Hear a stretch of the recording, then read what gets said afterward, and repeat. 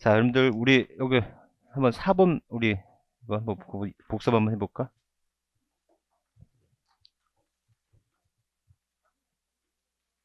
응.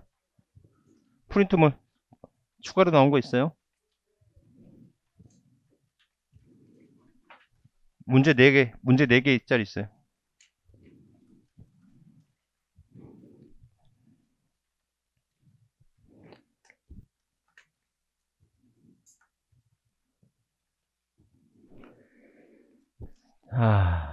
한번 보세요.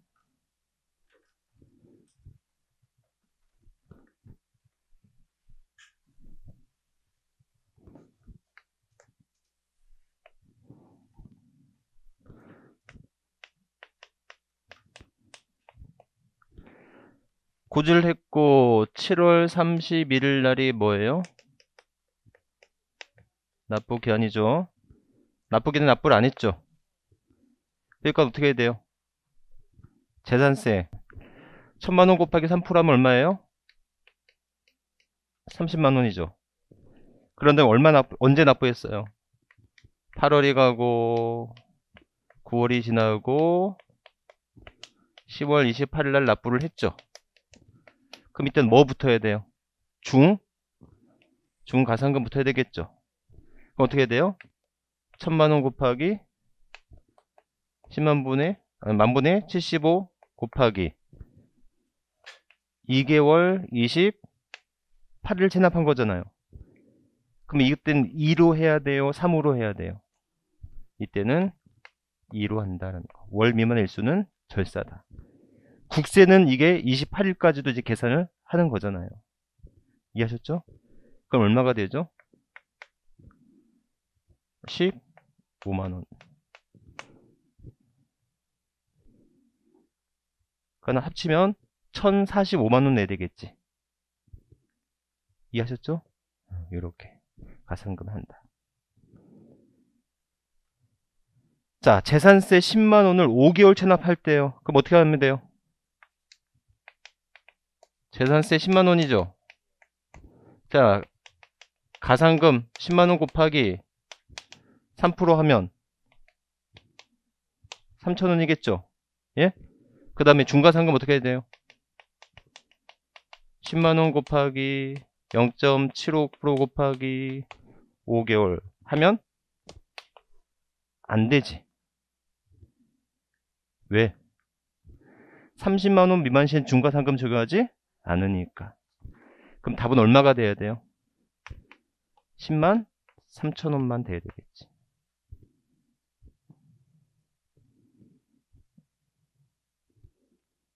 이해하셨죠? 그러니까 동그라미 2번은 X예요. 10만 9천원이 얼마가 된다? 10만 3천원.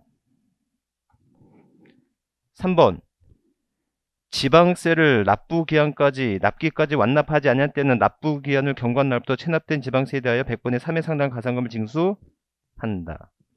체납된 지방세를 납부하지 않을 때는 납부기한이 경과한 날부터 매 1월이 경과할 때마다 1000분의 10이가 아니라 만분의 75. 만분의 75가 돼야 되겠죠? 만분의 75. 중과상금을 가산하여 징수하는 기간은 60개월 초과할 수 없다. 맞죠? 네. 6번 체납된 지방세가 30만원 미만일 경우는 가산금을 적용하지 아니한다. 그렇지. 이 말이 중요하다고요. 아셨죠? 30만원 미만 시는 뭐를 적용하지 않는 거다? 중가산금을 적용하지 않는 거다. 가산금 및 중가산금 계산 시 기초가액은 가산세를 포함하지 않는다. 자, 이거예요. 여러분들 보세요. 만약에 취득세가 100원이고 가산세가 20원이면 우린 취득세를 120원이라 할 텐데 이해하셨어요? 여러분들 얘네가 이제 고지가 됐어요. 고지서에 의한 납부기한 내 납부를 못했단 말이에요. 그럼 뭐가 붙어요? 3% 가산금이 붙어야 되겠죠. 여기까지 이해하셨어요? 그럼 이 3%는 100만원의 3%예요? 아니면 120만원의 3%예요? 즉 이렇게 가산금을 때리고 있잖아요. 가산금을 때리고 있는데 이 가산금 그 기초가 되는 세액에는 가산세가 포함된 금액으로 해야 되는 거예요? 가산세를 포함하지 않은 금액으로 해야 되는 거예요? 포함하지 않은 금액이 아니고 가산세를 포함한 금액으로 하는 거다라는 거예요. 왜냐하면 여러분들 가산세라는 세목은 없어. 제 말 이해하셨어요? 가산세는 존재하는데 가산세라는 세목이 존재하는 건 아니야. 가산세는 본세에 포함되어서 존재하는 거야. 취득세에 대한 가산세는 취득세라고 부르는 거고 등록면허세에 대한 가산세는 등록면허세라고 부르는 거라. 제 말 이해하셨어요? 가산세는 존재해요. 가산세는 존재하는데 가산세라고 하는 금액은 존재하는데 가산세는 이름으로 존재하는 건 아니고 본세에 포함되어서 존재하는 거야. 제 말 이해하셨죠? 앞으로 취득세, 등록면허세, 양도세 그러면 그 안에는 가산세가 포함된다, 제외된다? 포함되는 거야. 별 말이 없으면 가산세를 포함한 금액으로 하는 거라고. 그래서 3% 가산금을 계산할 때는 이 금액에는 가산세를 포함한 금액을 한다, 제외한 금액을 한다? 포함한 금액으로 하는 거라고. 그래서 7번에 보시면 가산금 및 중가산금 계산 시 기초가 있는 가산세를 포함하지 않는다? 포함한다. 그런데 또 하나 봐봐. 여기 보세요. 자, 8번이 뭐냐면 중가산금 계산 시 가산금은 기초가액에 포함하지 않는다? 이 말이 뭘까? 여러분들 생각해봐요. 1000만원에 3%에서 30만원 때렸죠. 그리고 매 월이 경과할 때마다 0.75%를 더하잖아요. 그러면 1030만원에 0.75예요? 1000만원에 0.75예요? 1000만원에 0.75인 거지. 이해하셨어요? 결론. 이 가산금을 계산할 때 기초가액, 즉 체납세액에는 뭐는 포함하지만 가산세는 뭐하지만 포함하지만 뭐는 포함하지 않는다. 가산금 포함하지 않는다. 이 뜻 이해하시겠죠? 이렇게. 너무 어렵나? 너무 어렵죠? 어느 정도 한 것 같은데 어느 정도 공부한 것 같은데 또 세고 나오고 그러죠? 이렇게. 다시 한번 이렇게. 자, 헷갈리니까 다시 한번 해봐요. 이게 가산세 제도가 원래 더 중요해. 가산금 제도는 그렇게 크게, 왜냐면 이제 철 지난 문제이기 때문에 아마 가산금의 문제가 나와서는 안 될 것 같아요. 아셨죠? 하지만 다시 한번 가산금 제도도 어차피 국세의 가산세 제도와 똑같으니까 다시 한번 기억해 보면, 자, 가산금은요 고지서가 발부된 이후에 발생을 해요. 맞죠? 그래서 고지서에 의한 납부가 있는데 납부하지 않으면 3% 때리죠. 그 다음에 매 1월이 경과할 때마다 0.75 만분의 75씩 때리죠. 이때 월 미만 일수는 절사하면 돼요. 월수만 곱하기 만분의 75하면 되고, 그 기간은 몇 개월 초과할 수 없고 60개월 초과할 수 없고, 얼마 미만일 때는 30만원 미만일 때는 중과상금 적용하지 않는 거다라는 거. 여기까지 됐는데, 자, 추가적으로 가산금이나 중과상금을 계산할 때 이 체납세액에는 뭐는 포함한 금액으로 하되 가산세는 포함한 금액으로 하고, 뭐는 포함하지 않은 금액으로 하고, 가산금은 포함하지 않은 금액으로 한다라는 거예요. 이해하셨죠? 네, 이렇게. 자, 이때 아까 지방세는 30만원, 국세는 얼마예요? 100만원이죠. 그러면 여러분들, 자, 생각해보면 재산세에는 지방교육세가 따라 나오잖아요. 맞죠? 종합부동산세, 농어촌특별세가 따라 나오죠. 자, 그렇다면 여기에서는, 자, 재산세 같은 경우에는 주택은 2분의 1은 7월달, 2분의 1은 9월달에 내는 거잖아요. 기억나시죠? 그러면 이때 30만원이다 100만원이다의 판단은 전체 세목으로 판단하는 겁니까? 아니면 고지서 단위로 하는 겁니까? 즉 주택 같은 경우에는 전체 세금 2분의 1, 2분의 1 합친 세금 전체 세금이잖아요. 고지서 단위로 판단하는 걸까요? 전체 세금으로 판단하는 걸까요? 또 하나, 그 재산세 고지서에는 재산세만 있는 게 아니라 지방교육세도 있을 거 아닙니까? 그럼 고지서 내에서도 세목별로 판단하는 걸까요? 전체 고지서 단위로 판단하는 걸까요? 무슨 말인지 아시겠죠? 그래서 이때 100만 원이다 30만 원의 판단은 고지서별이에요. 고지서별, 세목별이에요. 이 말 뜻 이해하시겠죠? 주택일 때 주택에 대한 전세는 2분의 1은 7월달에 2분의 1은 9월달에 나오는데 이게 30만 원 미만인지 판단은 고지서별로 판단하고 그 고지서 내에서도 무슨 별로 판단한다? 세목별로 판단한다라는 거예요. 이해하셨죠? 그 정도, 요것 정도도 기억해 주세요. 이렇게.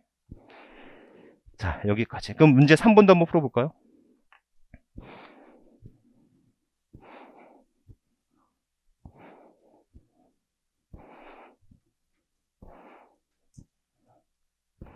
자, 문제 3번. 다음 지방세 기본법상 수정신고 및 기한 후 신고에 대한 설명이다. 옳지 않은 것은 법정신고기한까지 과세표준 신고서를 제출한 자는 과세표준이 과소신고된 때는 지방세 과세표준과 세액을 결정 또는 경정하여 통지하기 전까지 뭐 할 수 있다? 수정 신고서를 제출할 수 있죠.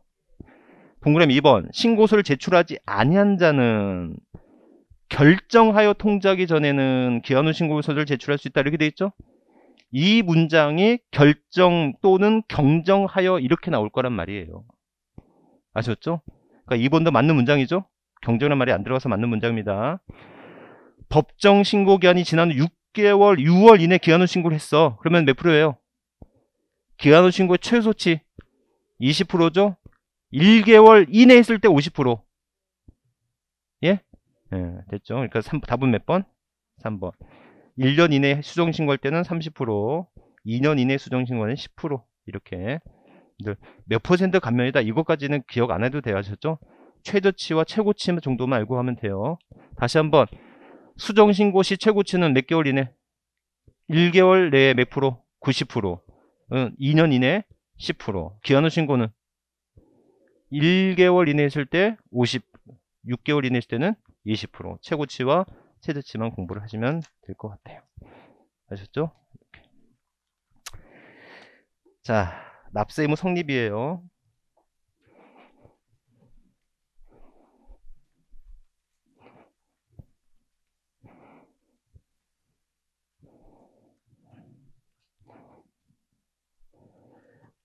자, 납세 의무다라는 겁니다. 그래서 납세 의무가 성립이 되고 확정이 되고 소멸이 되는 것을 우리는 이것을 납세 의무의 성립, 확정, 소멸이라고 하는 거죠. 항상 얘기하지만 생물과 무생물의 차이는 뭐라고 했어요? 생물과 무생물의 차이. 생의 순환주기를 갖는 거를 생물, 그렇지 않은 거를 무생물이라고 합니다. 그래서 이걸 생의 순환주기라고 하거든요. 생의 순환주기, 우리가 흔히 말하는 라이프 사이클이에요. 아셨죠? 이 라이프 사이클을 갖는 걸 생물, 그렇지 않은 걸 무생물이라고 표현하는 겁니다. 그래서 이 생의 순환주기 이론이 기초과학 이론인데요. 기초과학 이론인데 이 기초과학 이론이 모든 학문에 응용이 돼요. 그래서 여러분들 경영학과 다니면 마케팅론을 배우는데 마케팅론에서 가장 중요한 게 제품의 생애 순환주기거든요. 이런 것들을 배워요. 그러면서 뭐가 되냐면 조세도 납세 의무도 납세 의무가 자체가 생물은 아니지만 이 납세 의무가 태어나서 성장해서 죽는 것을 법률로 규정하고 있는데 이것을 납세 의무의 성립, 확정, 소멸이라고 부른다라는 겁니다. 아셨죠? 그랬을 때 이 납세 의무가 성립하는 것은 과세 요건이 충족함으로써 라고 돼 있죠. 찾으셨어요? 과세 요건이 추정하면서 자동적으로 성립되면 이렇게 돼 있지 않습니까? 페이지 지금 68페이지 하고 있어요.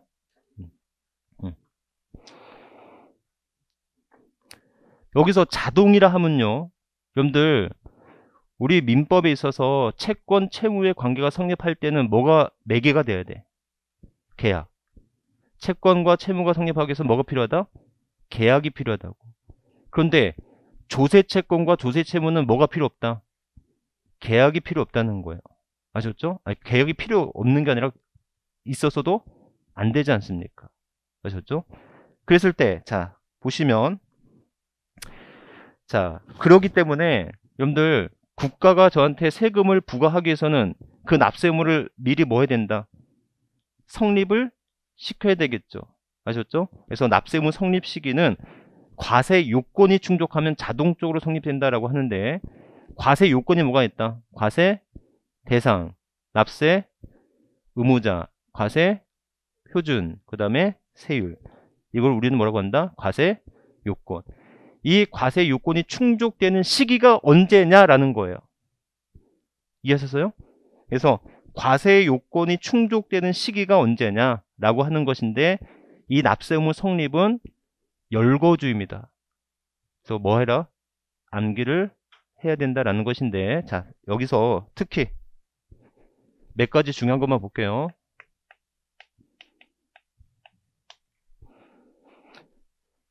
자, 먼저 가장 중요한 게 소득세가 중요한데, 자, 여러분들 소득세는 1월 1일서부터 언제까지예요? 이걸 뭐라고 한다? 과세 기간이라고 하는 거. 과세 기간. 아셨죠? 그래서 이 과세 기간이 되면 소득세의 원칙적인 소득 성립 시기는 언제냐면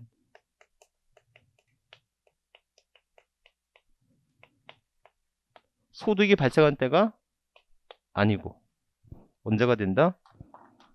과세 기간이 종료하는 때.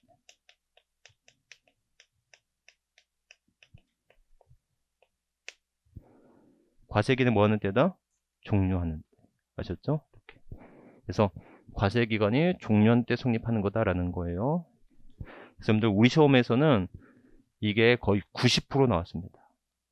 이 문제가. 그래서 납세의무 성립했을 때 가장 중요한 거, 소득세는 언제가 된다? 과세 기간이 종료하는 때가 된다. 이렇게. 소득이 발생하는 때가 아니라는 점이 중요해요. 아셨죠? 자, 그런데 예외적으로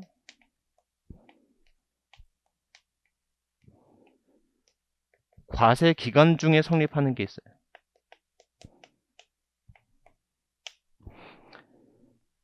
과세 기간 중에 성립한대. 자, 그 첫 번째가 뭐냐면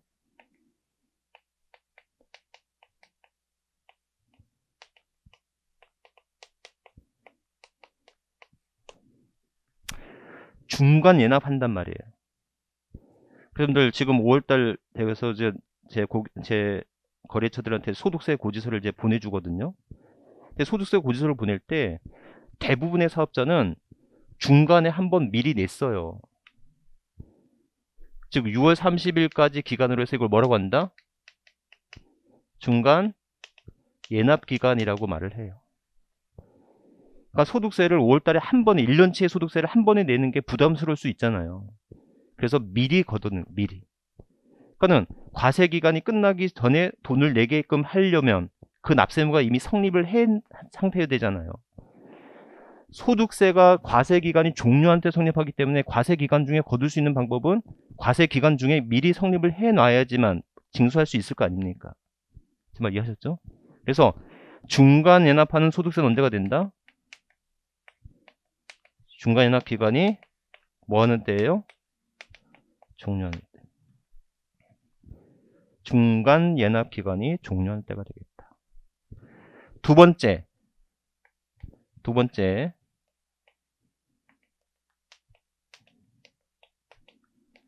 예정신고 납부한 소득세가 있어요.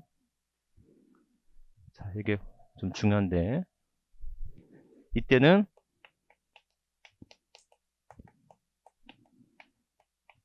과세 표준이 발생한 달의 말일인 거. 자, 만약에 양도일이 6월 30일이고 7월 1일이다. 그러면 우리 저번주에 배웠잖아. 아니구나. 저번주에 배웠구나. 예정신고 납부 기한은 언제까지죠? 얘는 8월 31일. 얘는 양도일이 하루 차이인데 신고 납부 기한은 한 달 차이가 날 수 있죠. 맞죠? 양도일이 속한 달의 말일부터 2개월 이내니까. 그럼 여러분들 이렇게 과세 기간 중에 세금을 납부하게 하기 위해서는 뭐를 먼저 시켜야 된다? 납세 의무를 성립을 시켜야 되잖아요. 성립을 시킨 다음에 납부를 시키던가 말던가 해야 될 거 아닙니까? 아셨죠? 그럼 언제가 되지? 과세 표준이 발생한 달의 말일. 과세 표준이 발생한 달의 말일을 성립 시기로 해서 그로부터 몇 개월 내에 내라. 2개월 내에 내라. 과세 표준이 발생한 달의 말일을 성립 시기로 한다. 양도일이 아니라 과세 표준이 발생한 날이 아니라 과세 표준이 발생한 달의 말일을 성립 시기로 한다라는 거. 아셨죠? 자, 하나 더 적어 주실래요? 하나 더 해놔.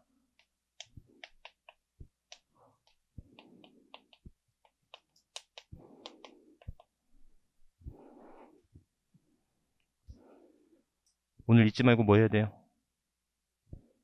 예? 복권 사야 되지 않습니까? 이렇게. 복권 사야 되죠. 자, 복권 당첨됐다. 다음 주에 제가 안 나오거든 당첨돼. 사연 있는 걸로. 원천 징수하는 소득세다라고 한다면 이때 복권 당첨되면 농협 본점에 가서 당첨금을 받을 때 뭐 떼고 줘요? 세금을 떼고 주죠. 이 세금은 농협 본점이 갖는 거 아니죠. 이 세금을 바로 세무서에 납부를 시켜야 되지 않습니까? 맞죠? 그러면 이건 지 돈도 아닌데 지가 세금을 뗀 상태라고 한다면 바로 납부할 수 있게끔 해야 될 거 아닙니까? 제 말 이해하셨죠? 그래서 소득금액이나 수익금액을 바로 뭐 하는 때? 지급하는 때. 노돈도 아니니까 빨리 내라고 하는 거 아닙니까? 이해하셨죠? 여러분들 문제가 쉽게 나오면 거의 얘가 나올 거야. 근데 문제가 좀 어렵게 나온다면 과세기간 중에 성립해야 되는 이런 경우가 나올 거다라는 거예요. 그래서 과세기간 중에 성립하는 경우 이거 반드시 좀 기억을 하시는데. 자, 이 입에서 여러분들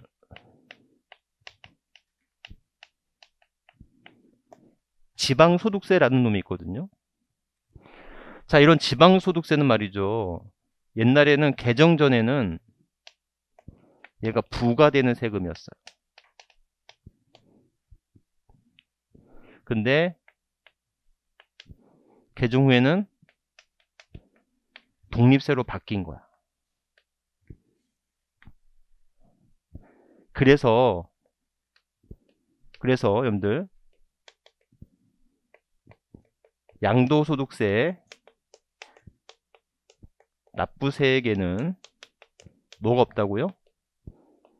부가세가 없다. 기억나시죠?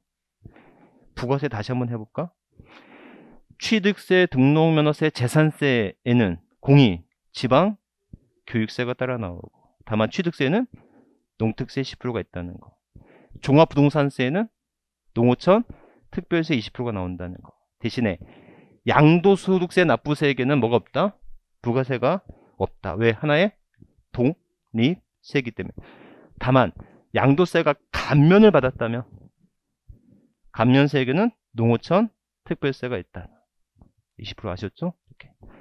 자, 그런데 독립세로 바뀌었는데도 불구하고 단 성립 시기는 어디에 따른다? 소득세 성립 시기에 따른다 라는 거예요. 그래서 요 두 가지가 핵심. 아셨죠? 여러분들 다시 한번 세금을 납부를 시키려면 뭐가 필요해? 성립이 필요하죠. 근데 그 성립을 계약에서 성립하는 게 아니죠. 계약이 필요 없기 때문에 법으로 정해줄 수밖에 없어. 아셨죠? 그래서 소득세의 납세 의무의 성립 시기는 절대 이해하면 안 돼. 납세 의무 성립 시기는 뭐 해야 돼? 외워야 돼. 아셨죠? 법에서 정해놓은 거라고. 법의 규정이야. 법정이라고. 그래서 법에서 정해놓은 시기이기 때문에 이것을 이해하는 차원에서 이해하면 안 되고, 납세의무 성립 시기는 반드시 뭐 해야 된다? 외워야 된다. 아셨죠? 이렇게. 그래서 반드시 기억해라. 그래서 가장 중요한 거. 그 다음에 중요한 게 여러분들 두 번째 이제 과세 기준일이 있거든요.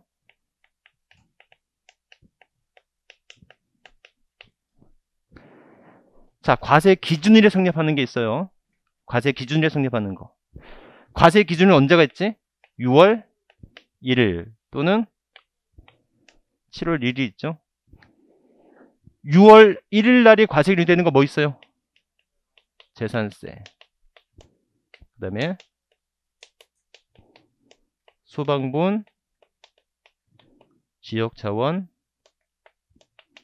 시설세가 있죠. 그 다음에 뭐가 있어요? 종합부동산세가 있어요. 아셨죠? 종부세. 자, 입에서 7월 1일 되는 것은 뭐가 있다?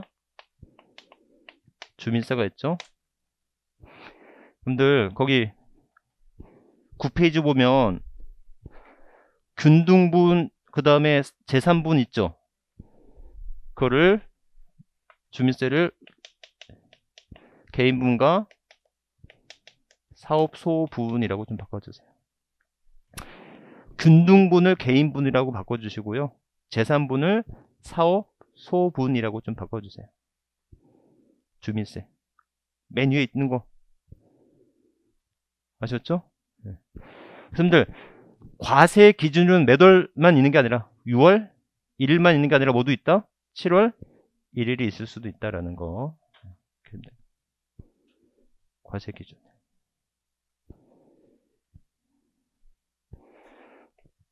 세 번째 여러분들 뭐 중요한 건 아닌데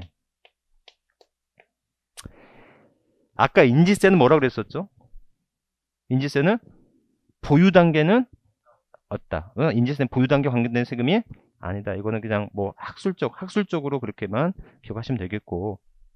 다만 이 인지세는요 특징이 뭐냐면 대부분의 세금은 성립되고 신고 납부하거나 고지서에서 납부를 해야 되는데 인지세는 그런 절차가 필요 없어. 인지세는 태어나자마자 확정이 되고 소멸이 바로 되는, 즉 성립과 확정과 소멸이 동시에 이루어지는 세금이다라는 거예요. 아셨죠? 그러면 인지세는 어떻게 납부해요? 인지를 사서 붙이면 되죠. 그래서 인지를 사서 붙이는 행위를 그걸 첩용이라고 하거든요. 초병하는 때가 아니고 사서 붙이는 때가 아니고 언제라고 정하고 있다? 과세 문서를 작성하는 때가 되겠다. 과세 문서를 작성하는 때가 되겠다. 아셨죠? 이렇게. 그래서 과세 문서를 작성하는 때예요. 이렇게.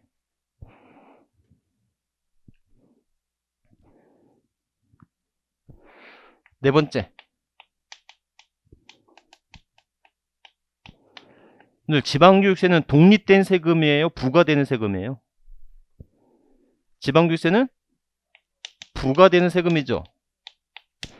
지방교육세는 취득세에 따라 나오고 등록매세에 따라 나오고 재산세에 따라 나오잖아요. 맞죠? 그러면 지방교육세는 언제 성립하겠어요? 본세의 납세 의무가 뭐하는 때다? 본세의 납세 의무가 성립하는 때가 되겠다. 아셨죠? 본세의 납세 의무가 성립하는 때가 되겠다. 이렇게. 다섯 번째.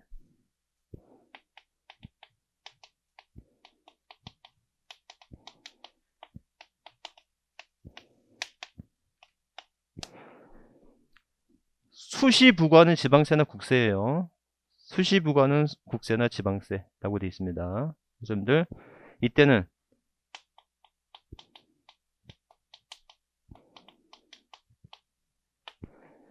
수시부과는 때가 아니라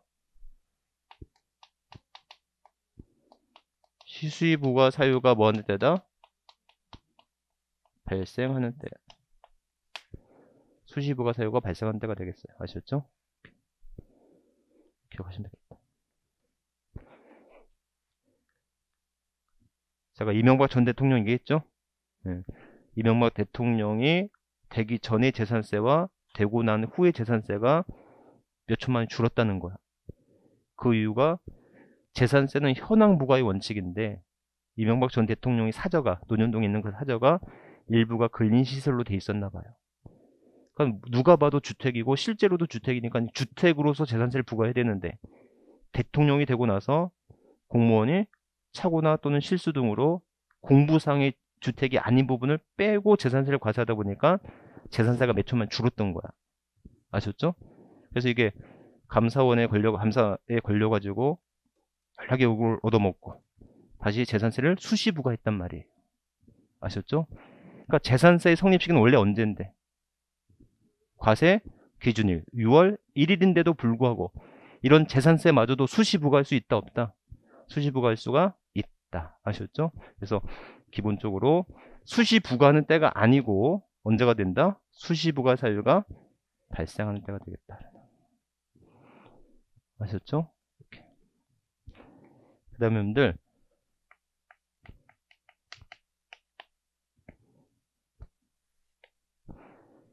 가산세인데 여러분들 지방세 가산세는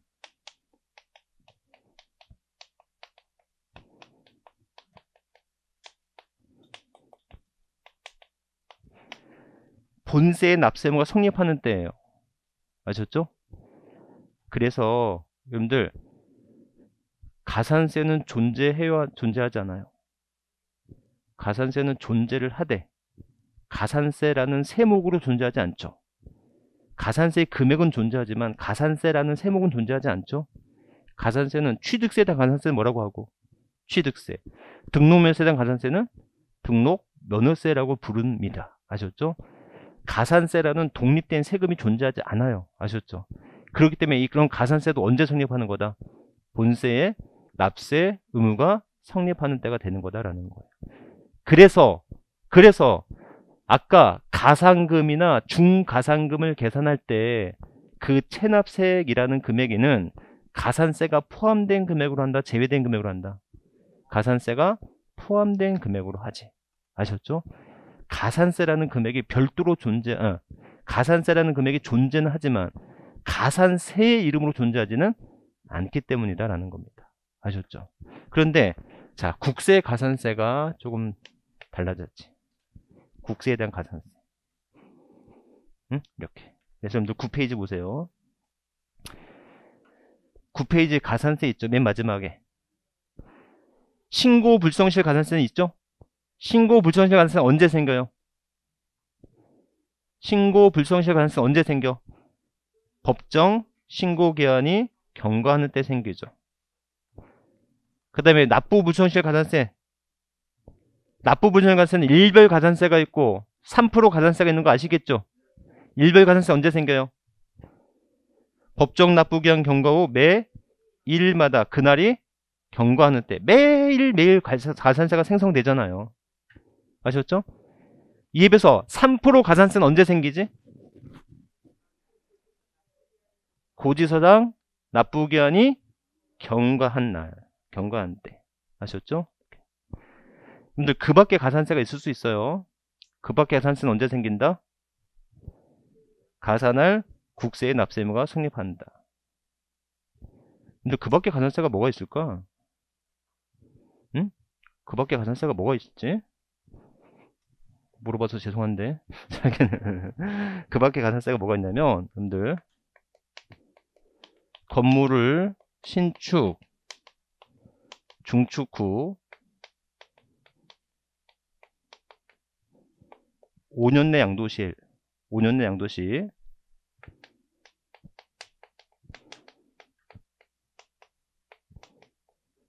환산 취득가액을 적용 시에는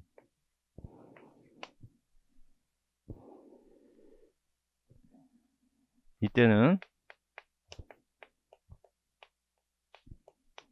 취득가액의 5%를 가산세로 내야 되는 규정이 있거든요. 이해하셨어요?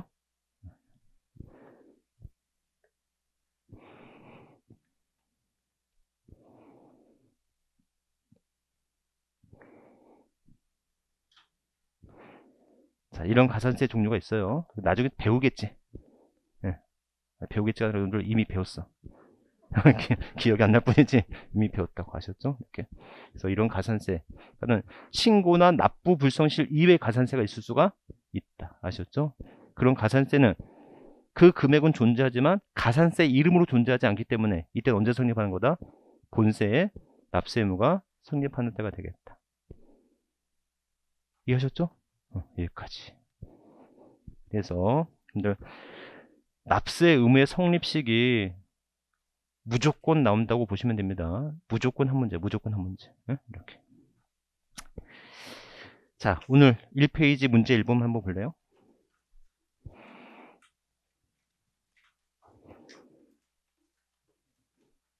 문제 1페이지 1번인데 한번 빨리 한번 풀어보세요.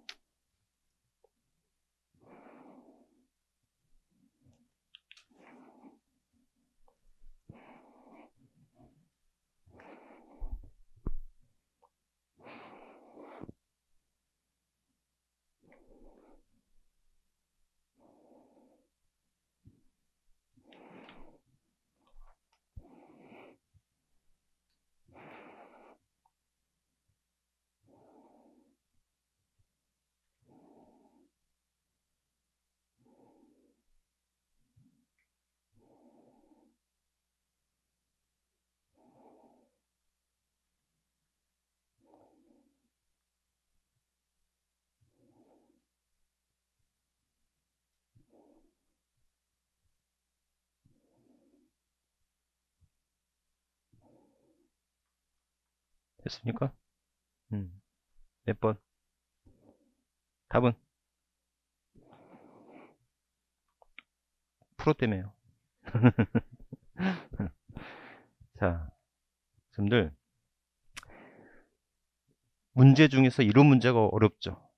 몇 개인가 빡세형 문제가 어렵습니다. 그렇죠? 이게 옳은지 틀린지 모르는데 그게 몇 개냐고 물으면 더 힘들다는 거죠. 예. 시험 문제 어렵게 내는 방법 뭔지 아세요?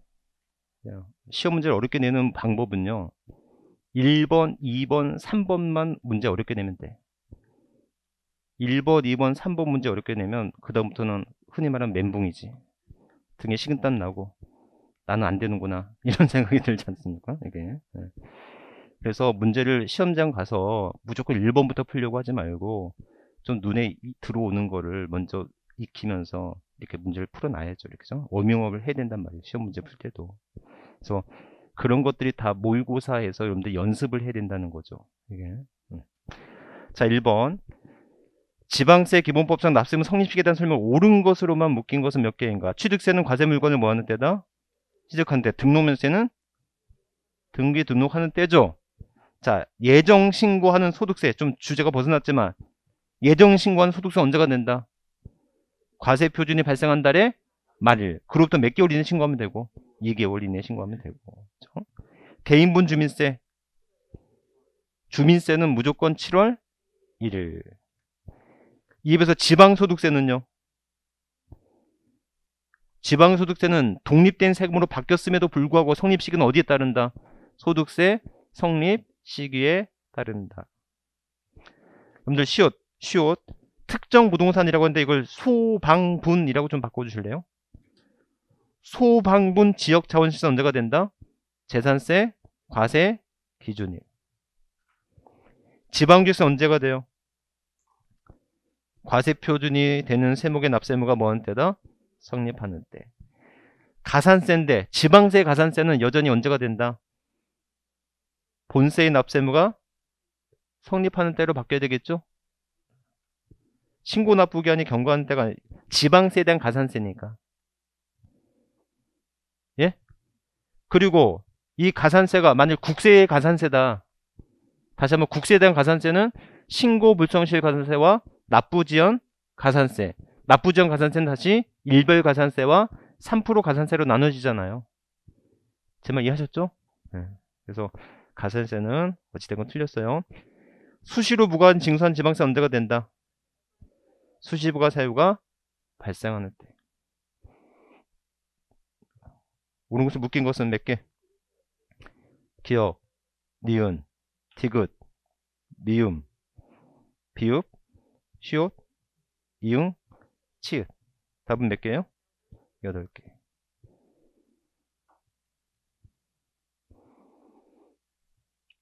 이해하셨죠? 네.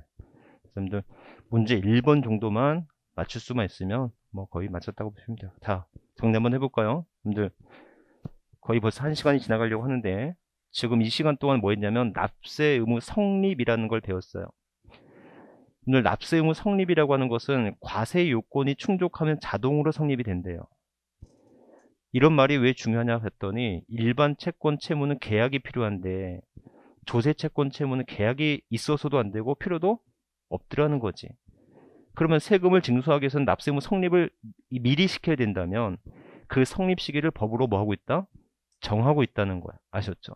그래서 납세 의무 성립 시기는 이해하는 차원이 아니라 외우는 차원이 더 쉽은 거다. 아셨죠? 이해하려고 하면 안 돼요. 자, 그런데 그 중에서 이제 소득세의 성립 시기를 보면 일반적으로는 소득이 발생하는 때라고 알고 싶지만, 그렇죠? 그렇게 이해하기 쉽지만 소득이 발생하는 때가 아니라 언제가 된다? 과세 기간이 종료하는 때가 되는 거고. 다만 과세 기간 중에 성립하는 게 있을 수 있죠. 과세 기간 중에 성립하는 게 첫 번째. 중간연합하는 소득세 있죠? 중간연합하는 소득세는 언제가 된다? 중간연합 기간이 종료하는 때. 예정신고 납부한 소득세 있을 수 있죠. 이때는 언제가 된다? 과세 표준이 발생한 달에 말일을 성립 시기로 하고. 원천 징수하는 소득세 있을 수 있죠. 이때는 언제가 된다? 소득이나 수익 금액을 지급하는 때 성립을 시켜야지 바로 징수할 수 있죠. 이해하셨죠? 자, 이에 비해서 지방소득세라는 놈이 있는데 이런 지방소득세는 예전에 부가세였다가 독립세로 바뀌었어요. 그렇죠? 그래서 양도소득세의 납부세에게는 부과되는 세금이 없다라고 말을 한 거예요. 그럼에도 불구하고 지방소득세의 성립시기는 언제로 한다? 소득세 성립시기에 따른다라는 거. 자, 과세 기준일은요. 6월 1일이 있을 수도 있고 7월 1일이 있을 수도 있죠. 6월 1일을 과세 기준으로 하는 거 뭐 있어요? 재산세, 종부세, 지역, 자원, 시설세 등이 있을 수 있다. 이에서 7월 1일을 과세기로 하는 거 뭐가 있어요? 주민세. 이 주민세는 뭐가 있어요? 개인분과 사업, 소분이 있을 수 있다라는 거죠. 이렇게 기억하시면 되겠습니다. 자, 그 다음에 인지세라고 하는 놈은요. 처병하는 때가 아니라 언제가 된다? 과세문서를 작성하는 때가 되겠고, 특히 지방교육세 등 이렇게 부과되는 세금이 있을 수 있는데 이런 지방교육세는 언제가 된다? 본세의 납세 의무가 성립하는 때가 되겠고, 수시부과는 지방세 있을 수 있죠. 이런 수시부과한 지방세는 언제가 된다? 수시부과 사유가 발생하는 때가 되겠다. 그래서 수시부과한 때가 아니라 수시부과 사유가 발생하는 때. 자, 특히 좀 어려운 게 있는데 가산세인데 이 가산세는 내년에는 통합이 되겠지만 올해까지는 지방세로서의 가산세와 국세에 대한 가산세가 있을 수 있죠. 지방세에 대한 가산세는 언제가 된다? 본세의 납세 의무가 성립하는 때가 되겠고, 아셨죠? 국세에 대한 가산세는 신고 불성실 납부지연 가산세가 있고 그 외에 가산세가 있을 수도 있다. 이때 신고 불성실 가산세는 법정 신고기한이 경과하는 때. 납부지연 가산세는 크게 두 가지가 있죠. 하나는 일별 가산세가 있고 또 하나는 3% 가산세가 있을 수 있죠. 일별 가산세는 납부기한 경과 후 매 1일이 경과하는 때가 되겠고, 3% 가산세는 고지서상 납부기한이 경과하는 때가 되겠죠. 그 외에 가산세는 언제 성립한다? 본세의 납세 의무가 뭐하는 때다? 성립하는 때가 되겠다라는 거 아셨죠? 그래서 가산세 성립 시기까지 기억하시면 될 것 같아요. 자, 이때 납세 의무가 성립이 됐으니까 납세 의무를 뭐 해야 된다? 확정을 시켜야 되죠? 확정을 시켜놓은 납부는 뭐가 있어요? 신고, 납부와 신고, 납부와 정부 부과가 있을 수 있죠? 신고, 납부와 정부의 부과가 있을 수 있어요. 신고, 납부와 정부의 부과가 있을 수 있다라는 거. 그래서 여러분들 신고, 납부 제도다, 정부 부과 제도다라고 하는 구분은 왜 그러지? 신고, 납부 제도다, 정부 부과 제도를 구분하는 기준은 신고 의무가 있느냐 없느냐가 중요한 게 아니고 세금의 결정권자가 중요한 겁니다. 그래서 신고, 납부는 1차적으로는 납세 의무자가 확정을 짓고요. 2차적으로는 과세권자가 짓는 거예요. 그래서 정부 부과제도는 전적으로 누구한테? 과세권자한테만 결정 권한이 있는 거예요. 이렇게. 자, 다시 한번 기억해 볼까요? 그래서 여러분들 문장이 이렇게 출제가 될 수 있어요. 신고 납세 제도는 전적으로 납세자의 신고에 의해서만 확정된다. OX. X라고 하셨죠? 그래서 신고 납부 제도는 1차적으로는 납세자가 신고를 하지만 신고가 없거나 잘못된 신고를 했을 때는 2차적으로 과세권자도 결정 권한이 있다라고 하는 게 이게 포인트 아셨죠? 입에서 자, 정부 부과 제도는 전적으로 과세권자한테만 결정 권한이 있어요. 자, 그렇다면 국세 중에는 뭐가 있을까? 대부분이에요. 그래서 김영삼 전 대통령 시절에 뭐했다? 선진조세를 외치면서 대부분의 납세 제도를 신고 납부 제도로 전환을 시킵니다. 아셨죠? 여러분들 잘 모르겠지만 옛날에는 양도소득세도 정부 부과 제도였어.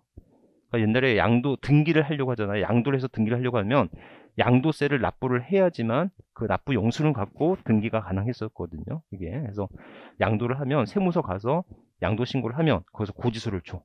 이렇게. 그래서 그런 적이 있었다라는 겁니다. 하지만 대부분의 조세가 바뀌면서도 다만 도덕적 해이의 문제가 있는 부자들이 낸 세금 있더라고. 그래서 부자들이 낸 세금 뭐 있어요? 상속세, 증여세, 종부세가 있다고 하지 않습니까? 그죠? 그래서 상속세, 증여세, 종부세가 있다. 이건희 회장이 돌아가시면서 어떻게 됐어요? 거기에 있던 모든 골동품들이 이제 세상의 빛을 보게 되지 않겠습니까? 이렇게. 그래서 생각해보면 고위공직자들 또는 국회의원들 재산 공개할 때 부동산과 등록되는 모든 것은 공개가 되지만 그 몇십억짜리 집에 그림 하나 없겠습니까? 그 그림들을 어떻게 상속을 하게 되면 그걸 어떻게 알겠어요? 그렇죠? 이렇게. 그래서 상속세나 증여세, 종부세는 반드시 뭐 해야 된다? 정부 부과제도. 이 세 가지 세목 빼놓고는 다 신고납부 제도예요. 여러분들 시험 문제가 나오더라도 다음 중 신고납부 제도 세목으로 묶인 것은 이라고 물어봐도 여러분들은 상속세, 증여세, 종부세를 뺀 나머지가 뭐가 된다? 신고납부 제도다. 이렇게 보시면 돼요. 그런데 여러분들 상속세는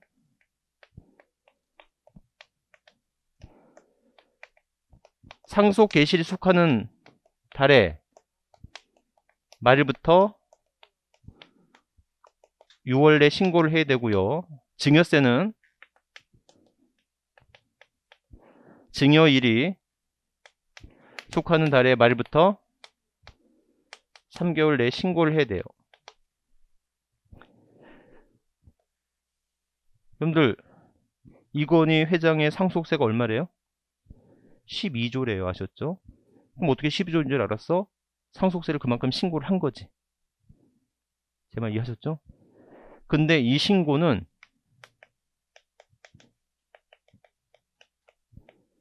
형력 의무인 것이지. 아셨죠?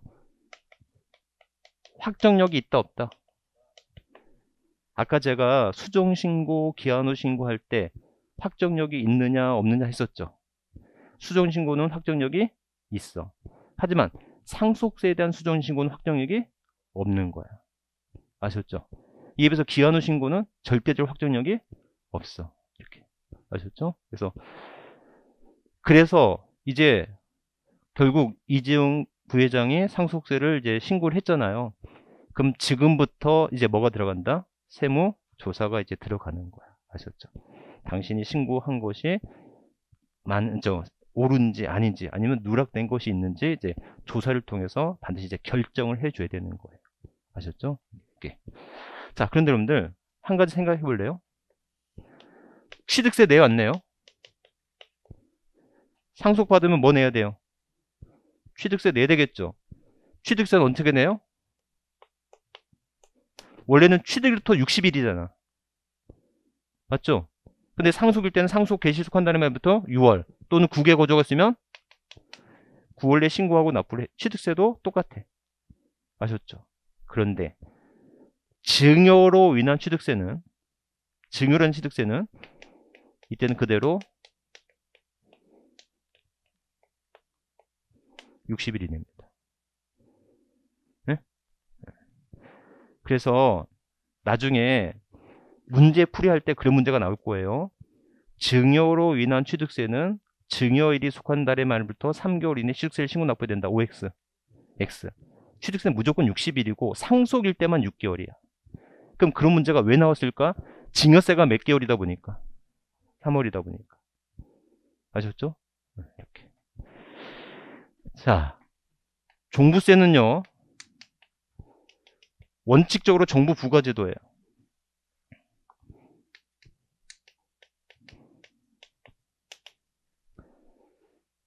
그럼 제가 지금 여기서 주장하려고 했던 건 뭐냐면 상속세나 증여세는 정부 부과제도임에도 불구하고 무슨 의무가 있다?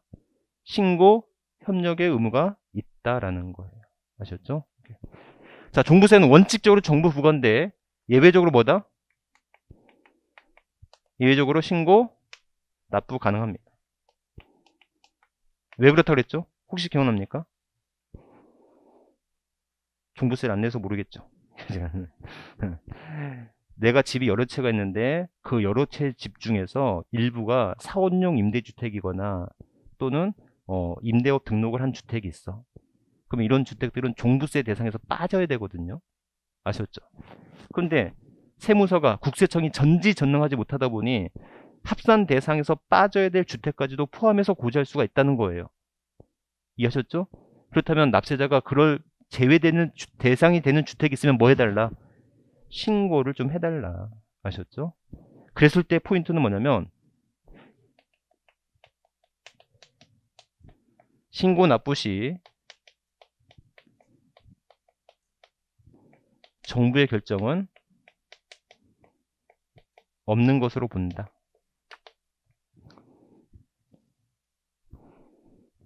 이게 그 특징, 종부세에서는 이게 큰 특징이에요. 이렇게 기억하면 되겠습니다.